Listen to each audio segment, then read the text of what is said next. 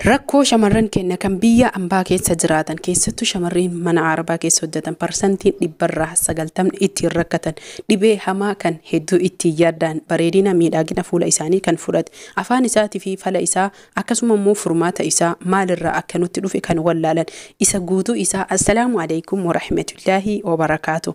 Ashama harka fuuni hordoftoota fi kabajamtoota Razaan Oroo jirra jirtu isiniin jedha amantiif kutaan gandaan osoo waliin qoodin bakka jiraattan hundi keessanuu kanas argitan kun ija nama gurraachatii fi ija nagahaati. Kana jechuun kiyya rakkoolee nama hedduu shamarran hedduun gaafii nagaafatan garuu viidiyoo hojjadhe jala deemanii osoo hin ilaalin gaafii nagaafatan har'as qabadhee dhufee jira. Wama gaafa duraa hojjadheen kan wal fakkaatu barraa dhibbatti kan isinirraa balleessu obsaan fayyadamtan taananiin viidiyoo hanga xumuraatitti ilaaltan ta'an ani jalqaba irratti gorsa yookiin ammoo sababa isaa kan dubbadhuudha garuu xumura irratti dawaa yookiin fala isaa kan dubbadhuudha. Kanaaf namoonni hedduun viidiyoo gattaanii hanga xumuraa hin ilaalan sababa kanaaf jecha fala isaa yookiin furmaata isaa argachuu hin dandeenye. Asumaan guutuun keessan warroonni maatii koo ta'uun subscribe gootan galatoomaa isiniin jedha. Warri maatii koo taane subscribe gochuun mallattoo laayikii mallattoo qubaa cuqaasuun akka viidiyoon hanga dhumaa isinii dhufu mallattoo bilbilas cuqaasaa hanga xumuraatti viidiyoo kan koo ilaaluun na wajjin turtii gaarii isiniin jedha.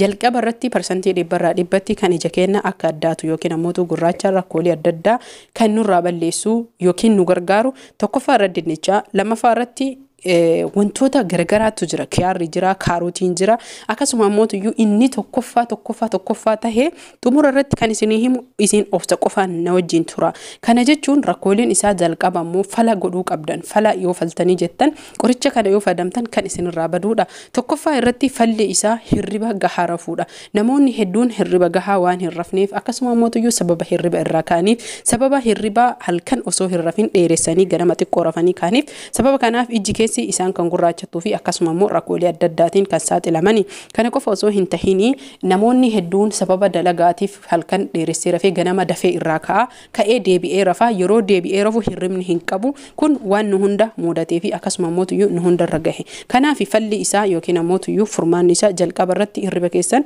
tartiiba deeffachuudha. Lammaffaa irratti kiyaara tokko haa ta'uu dinnichaa tokko haa ta'uu kaarotii tokko haa ta'uu hin dhiyeeffan garuu wantoota kana keessaa tokko qofa yoo qabaattan haala kanaan miiccinee xiqqeessinee kukkunnee maashinatti daayine yookiin kallaaxatti daayine booda sanii wantoota bishaan baradoo godhan firiijii keessa yookiin ammoo fireezara keessa wagguu kennu baradoo godhan ni jira jedhee yaada yookiin taljii godhan afaan kanaan irra sinii gala guutuu isaa itti naayinee haala salphaa taheen fireezii keessa yookiin fireezara keessa kenne taljii erga inni tahee waan qadaada qabus haa ta'uu feestaala natsaa haa ta'uu itti naqannaa jechuudha. Hordoftoota fi kabajamtoota kiyya kaarotis bifuma kanaan kan fayyadamnuudha. Kuni kaarotiidha.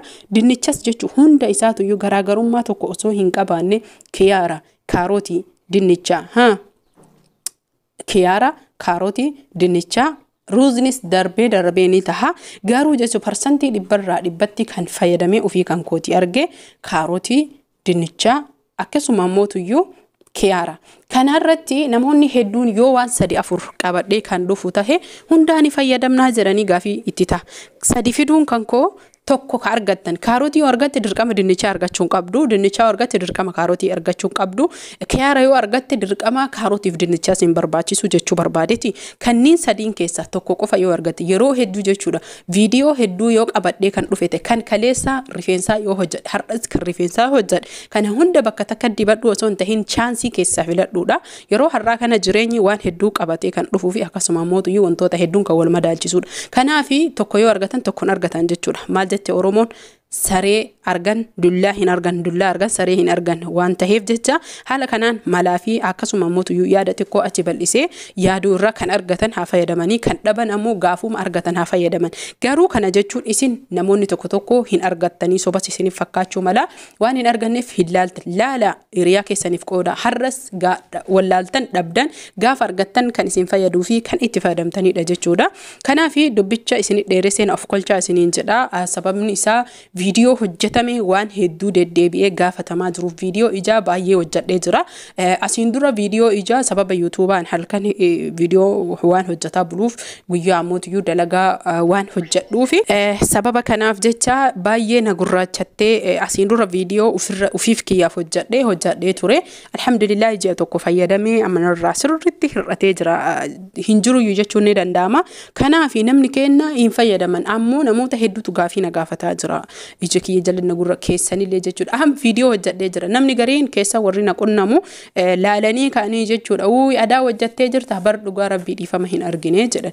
Hojjedhee jira ani haga danda'een jechuudha. Takka takka waan silaa jechuudha. Ilma namaa irra silaafuu rabbii malee waan hunda ka danda'u hin jiru. Sinii galee waan silaa shamarran keenya barbaachisu gaa'ela irraa qabee dhimma dhuunfaa isaanii irraa qabee waan takka takka hojjechumatti jira. Immootu jechuudha. Hin xumurre malee hojjedhee jira waan tokko chaanaala Razaan irratti waan dhimma shamarranii baay'eetu hojjetame. Viidiyoo gara 300 jala hin haqeeyyu jechuudha. Sinii galee waan wal fakkaatu hin haqeeyyu irra deebi'ee haga YouTube'n na adabuju jechuudha. Akeekachiisan akkennu. Kanaaf isin ammoo viidiyoo jala deemaati viidiyoo haaraa osoo hin tahin viidiyoo dura hojjetameetu jira. Namoonni garii maashaallah viidiyoo jalqabaan hojjedheeyyuu gaafa argitanii kaameraa waraabuun beeyne baay'ee kan laalanii irraa fayyadamanii fi akkasuma ammoo maashaallah bu'aa baay'ee irraa argatan hedduu keessan kan qoba qabutu jira. Akkas akka isaanii sanitti isin hundi keessanuyyuu fayyadamuu qabdanii. Kanaaf isin dheeressuu kiyyaaf na of kolchaa isiniin jedha. Garuu mufannoo tokko malee aarii tokko malee viidiyoo kan hanga xumuraatitti ilaala. Warroonni dhugaa ija jala gurraacha itti rakkattanii fi akkasuma ammoo rakkoolee furmaata ija jala barbaadan jechuudha. Dibata sirriitti dhibbarraa dhibbatti isinirraa balleessuu fi faarmaasii barbaadan osoo dhayitanii bittanii kan caalu jechuudha. Akkasuma mana yaalaa barbaadan osoo dhayitanii kan caalu. Kana jechuun kiyyaa dibata keemikaala irraa bilisa tahe akkasuma ammoo dibata yeroo hedduu shuntuura ittisuu fi gurraachina adda addaa nurraa balleessu dibata maallaqni isaa baay'ee gadi bu'aa tahe dibata bakka feenitti argachuu dandeenyu dibata argitanii biyya keenya nu wajjin deemuu danda'u dibata yeroo hunda hidhii harkatti fayyadamnu haaluma salphaa tahin mana keenya keessatti kan itti fayyadamuu dandeenyu kan daa'imni dibatu kan guddaan dibatu kan xiqqaan dibatu sinii jechuu barbaade. Kanaaf akka amma sinii hime kanatti jalqaba wantoota amma sinii hime dinnichaas tahee dinnichaan baay'ee ija keenya jala addeessuu fi akkasuma ammoo gurraacha nurraa balleessuu hedduu kan gahee guddaa qabudha. Kiyaaris kaarotiinis jechuudha. Viitaamin K, viitaamin C, viitaaminoota akkanaa waan of keessaa qabanii fi gogaan keenya akka daran qulqullaa'uu fi akkasuma ammoo shuntuurallee nurraa ittisu akkasuma ija jala gurraachate nurraa balleessuu jechuudha. Haala kanaan hordoftoota fi kabajamtoota Razaan Ooroo dinnicha namni argatan dinnicha kiyaara namni argatan kiyaara akka amma isiniin jedhisanitti fayyadamuu ni dandeettanii jechuudha. Achi booda akkaataan fayyadama isaa ija keessan jala galgala maal gootanii vaaziliinii saamunaa isin barbaachisuun fuula keessan dhiqattanii normaal akkuma fuula dhiqattanitti booda sanii ammootu taljii kana jechuudha. Wantoota taljii tahee baradoo tahee kana haala suuricha ammasitti argitan kanaan ija keessan jala yeroo hunda ganama hirribaa yoo kaatan yeroo hunda haalicha amma argitan kanaan fayyadamuu qabdanii jechuudha. Inni qabxii tokkoffaadha. Ija keessan gurraacha ofirraa balleessuus tahee akkasuma gurraachi kun deemee nu shuntuura akka shuntuura ittisuu fi yoo isinii dandame fuula hundallee fayyadamtan baay'ee filatamaadha. Garuu fuula ija keenya jala jechuu gaafii namoonni ijaaf na gaafattan kiyaara haa ta'uu akkasuma ammoo kaarotii haa ta'uu wantoota hedduudha jechuudha. Haala kanaan fayyadamuu qabdanii. Itti aansine baaziliiniin kanneen hunda erga fayyadamtanii jettanii kanneen hunda hin ifattanii yeroo hunda fayyadamuu dandeetta. Galgala hunda saamunaa normaala fuula keessan dhiqattanii ija keessan jala baaziliinii yeroo hunda dibaarafa. Yeroo hunda guyyaa hunda daqiiqaa takkaafillee hin dagatina. Kana jechuun baay'ee keemikaala irraa bilisa kan tahee fi akkasuma dibata oljinaara namoonni keenya hedduu ittiin fayyadamanii fi baay'ee nama biratti jaalatamaa tahe gogaa laaffisuufis tahee gurraacha balleessuuf gahee guddaa kan qabudha. Namoonni hedduu ni beekan jechuudha. Kanaaf dibanni isin dibachuu qabdan kireema fagoo soquu hin deemina, dibata fagoo soquu hin deemina.